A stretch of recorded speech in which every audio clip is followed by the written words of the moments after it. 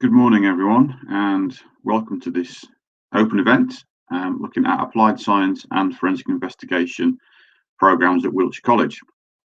We do have a chat bar down on the lower right-hand side, so if you'd like to put any questions or comments in, then please do feel free to do so.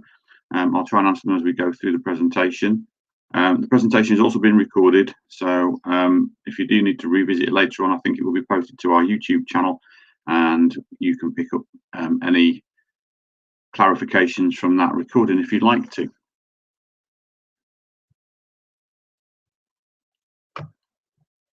So looking at the programs today, we're going to be looking at the Level 3 Foundation and Extended Diploma in Forensic and Criminal Investigation and the Level 3 Foundation and Extended Diploma in Applied Science. How we enrol students at Wiltshire College is we put them on the foundation degree for year 1 and then they complete the extended diploma in year 2. So as I say, you're looking at a total of 2 years in duration at the college. To get onto our programs at level 3, you do need to have 4 GCSEs at grade C or a grade 4 or better. The new numerical gradings there as well. And that's obviously an interest in science, and some GCSEs in the science subjects at grade 4 would also be preferred.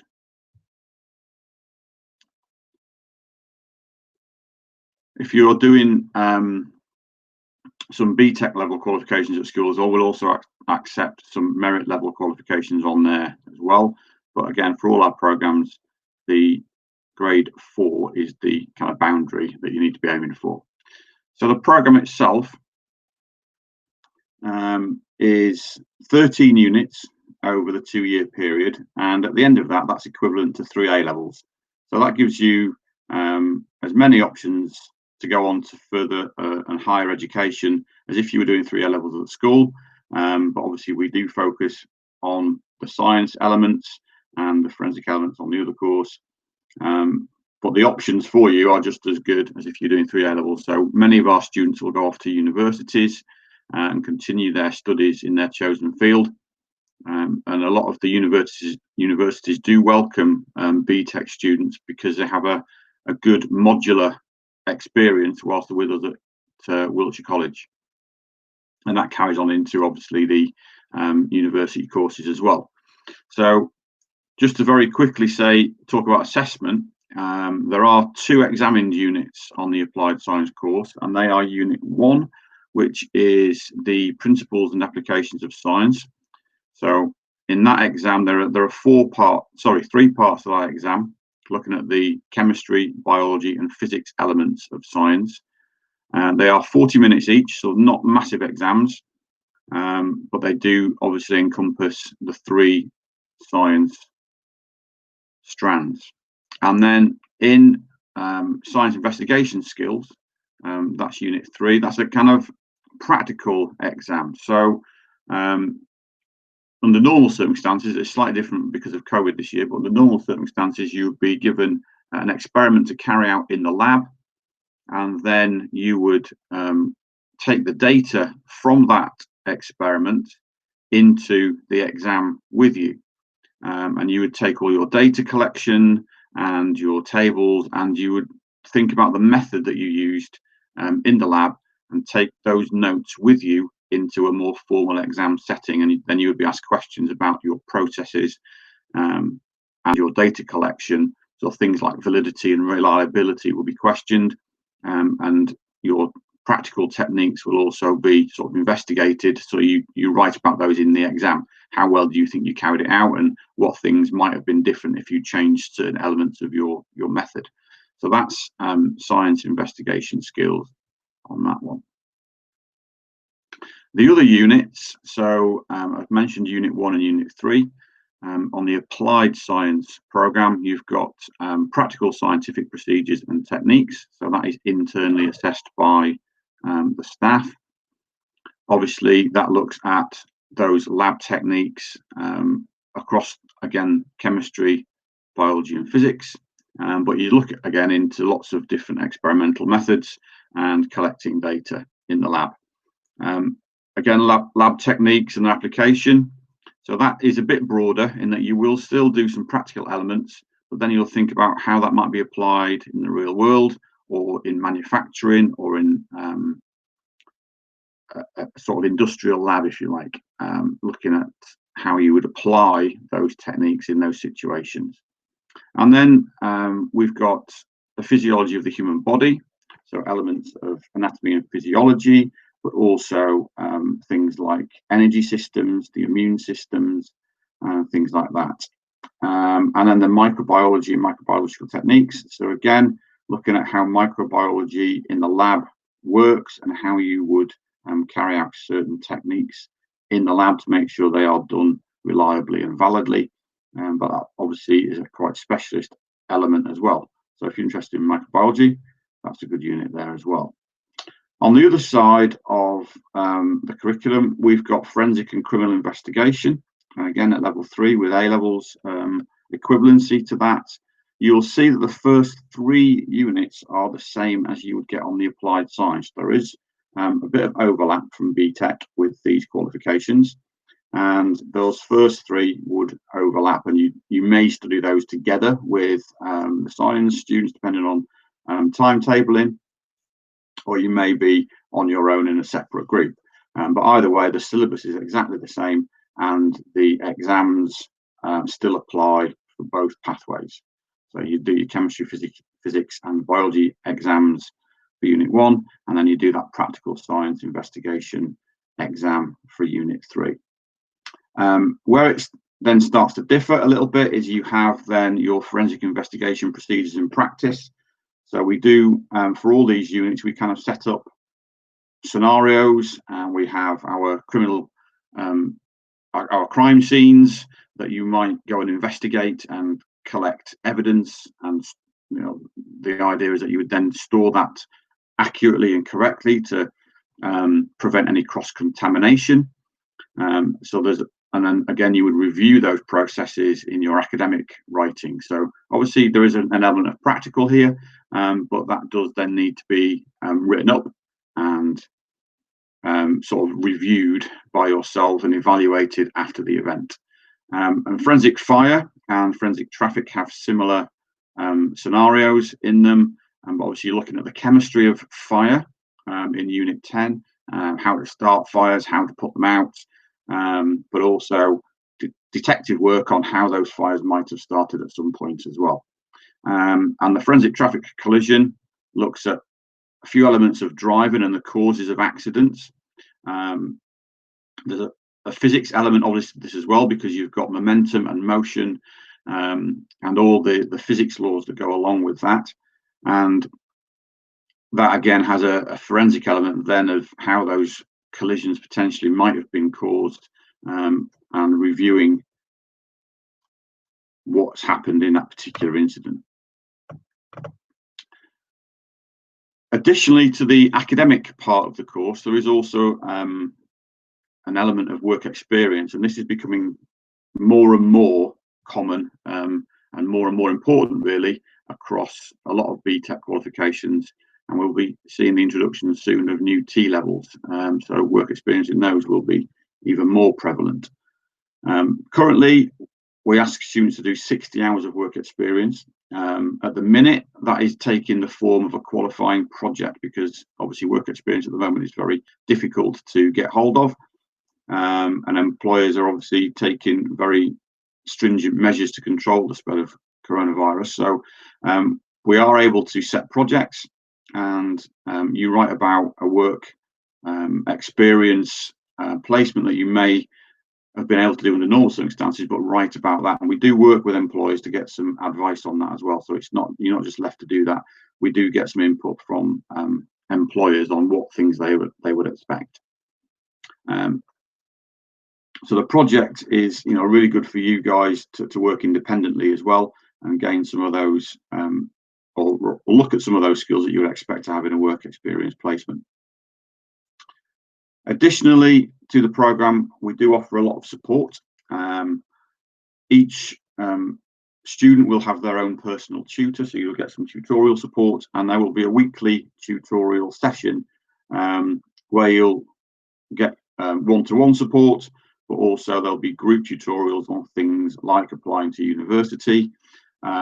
We do elements of Black Lives Matter, Black History Month, financial support. There's elements we've obviously used in the past where we've looked at driving skills and done some group tutorials around that, because obviously a lot of people are starting to learn to drive.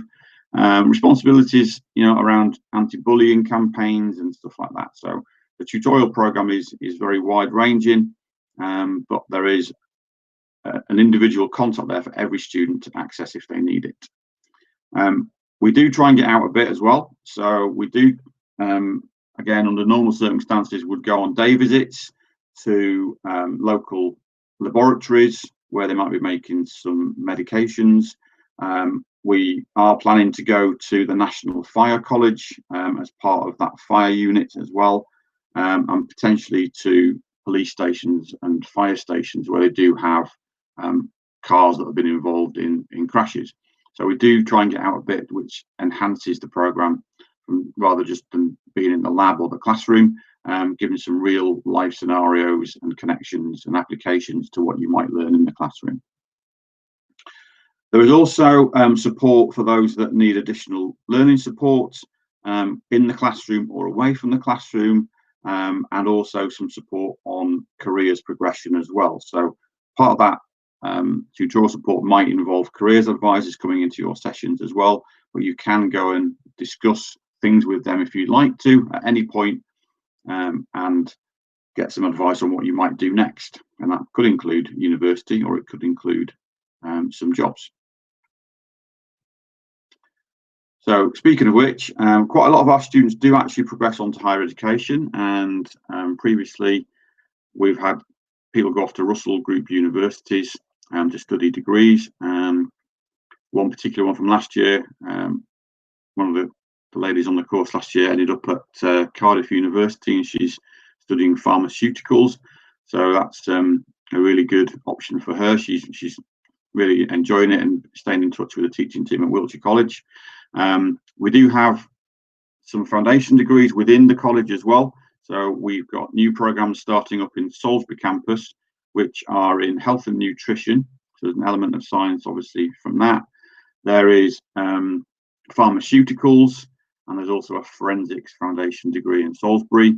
At the Lackham campus, we also have environmental sustainability, which is part of our science programs as well. So depending on what your particular interests are, there are foundation degrees within the college, but obviously we will guide you to wherever is the best option for you, because some people do like to study away from home when they get to degree level, and that's part of the university experience. We also have some apprenticeships. Again, we've got apprenticeships within the college. We have those apprenticeships at level 3, but also at level 5. So you can do a higher education apprenticeship. Again, that's focused down in Salisbury, and we have good links with employers at Port and Biopharma, obviously down on Salisbury Plain, and with ASU in Bath, in local to the Lackham campus. So there are options there for apprenticeships, progressing to a higher level apprenticeship. Students may leave and go into employment, either as part of that apprenticeship or a straight job, or they might undertake some kind of further training within the industry that they look to go into. And again, those careers advisors can help you, but also the teaching team would be more than happy to support you in making those choices. So looking at how the course is structured, generally speaking, the timetable, we try to get the timetable into 3 days a week. So you do have 2 study days, and I appreciate that some people would have a part-time job. We would advise that if you do have a part-time job, that you don't do more than sort of 12 hours a week, because there will be assignments and coursework to complete away from the classroom on those 2 study days. And again, generally speaking, if we get through the coronavirus pandemic next year, there is access to libraries on the campus, but they are obviously restricted at the moment. But there's still opportunity to access online materials as well, for support for doing your assignments when you're not on that 3-day timetable. As I said, the exams, there are 2 opportunities to do the exams.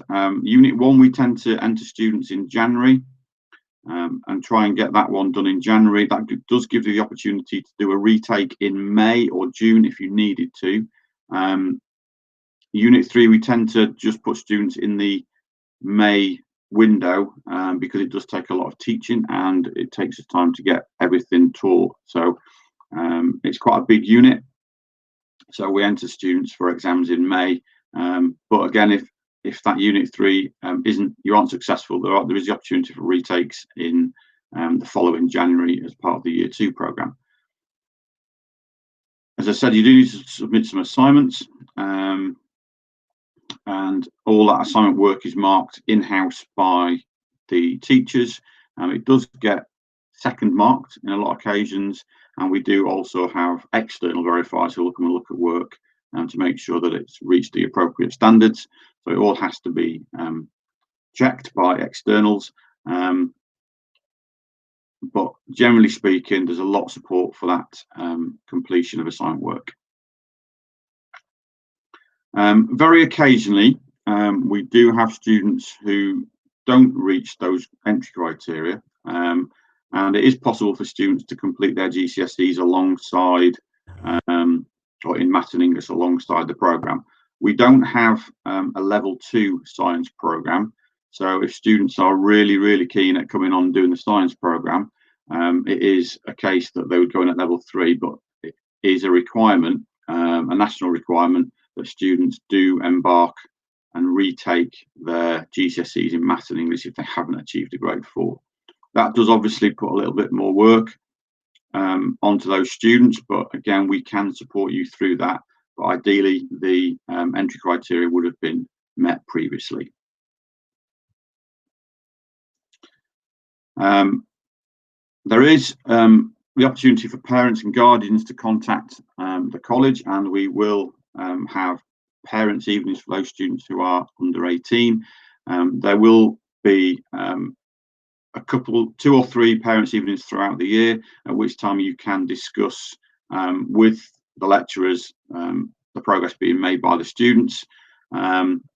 This year, obviously, we're doing that in a slightly different way, in that it's either video call or telephone conversations, but that opportunity is still there, and we still welcome contact from parents, and we realise that you can be very supportive for the students, and we like to maintain contact wherever possible. There is a little bit of kit that can be purchased. Obviously, again, lab coats at the minute should be individual lab coats. We're not able at the moment to provide shared lab coats. Safety glasses are a little bit different, and they can be regularly disinfected, but again, they are reasonably cheap. You can get them for £5 on Amazon or eBay, and we would recommend that for those practical elements, you bring in your own lab coat, wash it regularly, obviously, at the minute, and use your own safety glasses to prevent any cross-contamination. But it does look really smart, actually, when the students are all in the labs together in the lab coats, looking very professional and doing their activities and their experiments in the appropriate kit. So it does look really smart. So those can be purchased through the college shop, and links to the college shop will be sent out to all enrolled students at the start of the year. So finally, the last slide there is just to show you the list of the teaching team across the campuses. We have representation on 3 of the 4 campuses across Wiltshire College. Paul Marshall, just to give a little bit of history about each of these. So Paul Marshall is based down in Salisbury, but does occasionally teach in Trowbridge as well. His background is as a chemist, and he's been a pharmacist in a previous life. So he's come from running a pharmacist business to being a lecturer. So he's got lots of industrial experience as well. Is very much a forensics expert, and she does a lot of the fire and the forensic procedures units.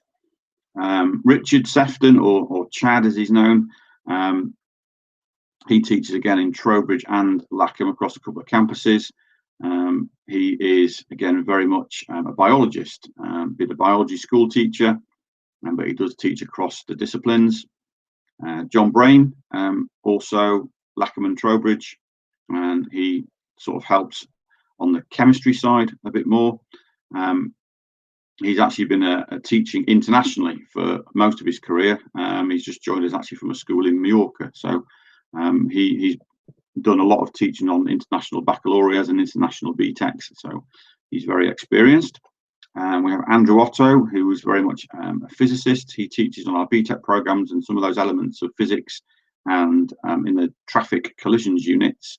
That's his field of expertise. He also teaches on our access to HE programs. So he teaches on the adult programs as well. And then Becky, Diane, Pete, and Lee are our lab technicians. Becky and Pete do a little bit of teaching as well. Pete's very highly qualified. He's got actually a PhD in neuroscience, but he enjoys the lab environment and does a little bit of teaching on our foundation degrees and our BTEC programs and our access to HE programs. So he's got a very wide-ranging remit, very good asset for the college. He's actually based at Trowbridge, so if you're coming to Trowbridge, you would see Pete about. And then Becky and Lee are based at Lackham as lab techs, and Diane down in Salisbury. So that is the teaching team. I didn't actually introduce myself at the start, but my name is Paul Turner, and I am the Deputy Head of Department for Health and Life Sciences at Wiltshire College, and I oversee all the campuses as part of that role. So that is the end of that presentation, guys. If you've got any questions or any queries, then please do feel free to put it in the chat at the bottom. But thank you for coming.